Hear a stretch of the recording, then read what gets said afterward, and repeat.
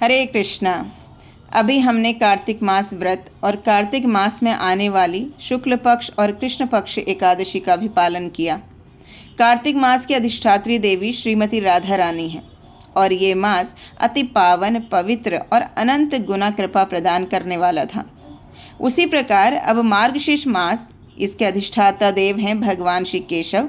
यह मास भी उतना ही पावन, पवित्र और कृपा प्रदान करने वाला है। इसी पावन मास में कुछ ही दिनों में आने वाली है उत्पन्ना एकादशी। यह वही एकादशी तिथि है जिस दिन एकादशी देवी उत्पन्न हुई थी। यह एकादशी मार्गशीर्ष मास के कृष्ण पक्ष में आती है। इस एकादशी के व्रत पालन करने से मनुष्य को इस भौतिक संसार में रहते हुए भी आध्यात्मिक लोक की प्राप्ति हो जाती है। तो आइए जानते हैं उत्पन्ना एकादशी व्रत का पालन किस दिन करना है और इसका पारण का समय क्या है। उत्पन्ना एकादशी व्रत का पालन 15 नवंबर 2025 दिन शनिवार को करना है और इसका पारण 16 नवंबर रविवार के दिन सुबह 9:12 से 10:26 के बीच में करना है। यह वही दिन है जब भगवान विष्णु के दिव्य देह से एकादशी देवी का प्राकट्य हुआ था, इसीलिए इसे उत्पन्ना एकादशी कहते हैं। कई बार लोगों के संशय भरे प्रश्न आते हैं कि हमें एकादशी व्रत का उद्यापन कब और कैसे करना चाहिए।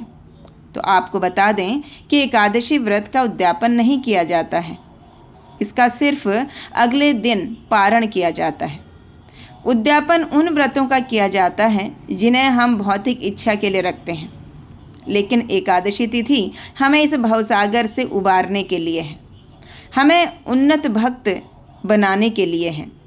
एकादशी व्रत का पालन हमें आजीवन करना है। हमारे शास्त्र बताते हैं कि जो भी मनुष्य वर्ष में आने वाली समस्त एकादशियों का पालन करते हैं, उनकी सिर्फ भौतिक इच्छा ही नहीं, उन्हें विशेष रूप से भगवान श्री हरि की कृपा प्राप्त होती है, जिससे वह इस जन्म मृत्यु के चक्र से बच जाते हैं। इसलिए ऐसी एकादशी तिथि जो हमें इस संसार सागर से उबार सकती है या ऊपर उठा सकती है, उसका उद्यापन नहीं करना है। इसलिए आने वाली उत्पन्ना एकादशी का विधि पूर्वक व्रत और अधिक से अधिक हरे कृष्ण महामंत्र का जप करना चाहिए।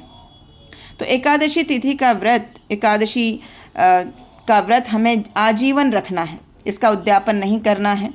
सिर्फ और सिर्फ एकादशी व्रत का पारण करना है द्वादशी के दिन, और जो समय दिया हुआ है उसी समय के अंदर करना है, तभी हमें पूर्ण एकादशी का लाभ प्राप्त होता है।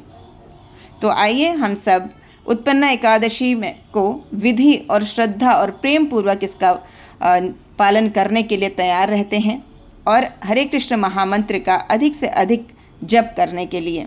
हरे कृष्णा।